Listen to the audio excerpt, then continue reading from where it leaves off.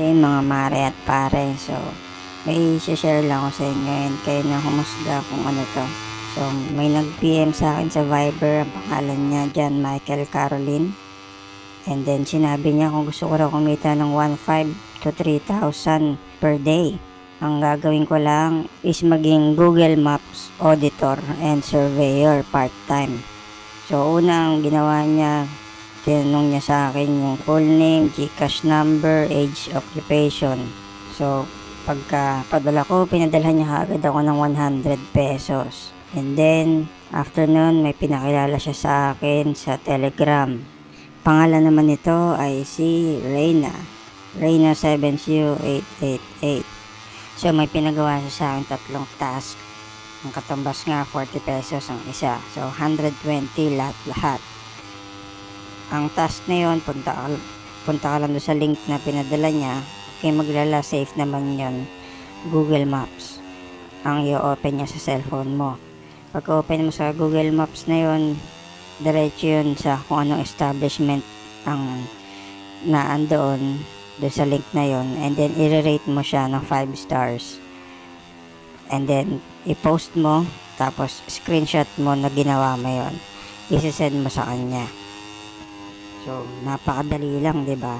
And nagpadala naman siya ng 120 pesos through GCash. Agad-agad.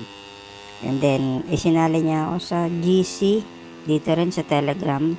Doon nag-continue yung task ko. So, nakadami akong task doon every 30 minutes. Minsan 20 minutes, minsan 10 minutes. So, ito yun. So, dito, yung admin nagpapadala siya ng link at instructions. So, sinunod ko yan. Linik ko yung link, pumunta ng Google Map, and then nirate ko 5 stars. From service location, 5 stars, and then pinost ko. Kapost ko. Ayan, may points na ako. And then, i-screenshot ko yung katunayan na nag-rate ako doon sa Google Map. Sinend ko siya kay Reyna. Kasi dun sa GC, hindi ka makakapag-send doon. Sinulat ko yung task number and then yung screenshot. So, ito yung mga kasama sa GC.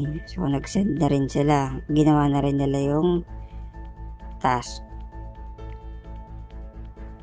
Done my mission. Ayan.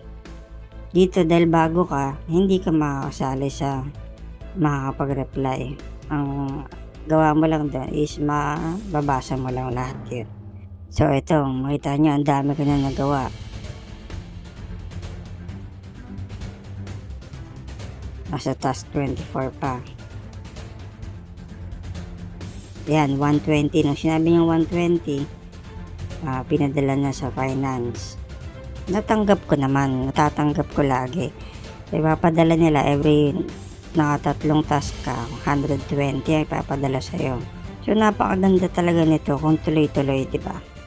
Pero kung susumahin ko kung magkano yung nakuha ko sa kanila, nagsimula ng 100, ito, GCash transaction namin, 100, 120, 120, 120, 280. So, nasa 460 plus 280, nasa 740 pesos lahat ng nakikinita ko sa kanila.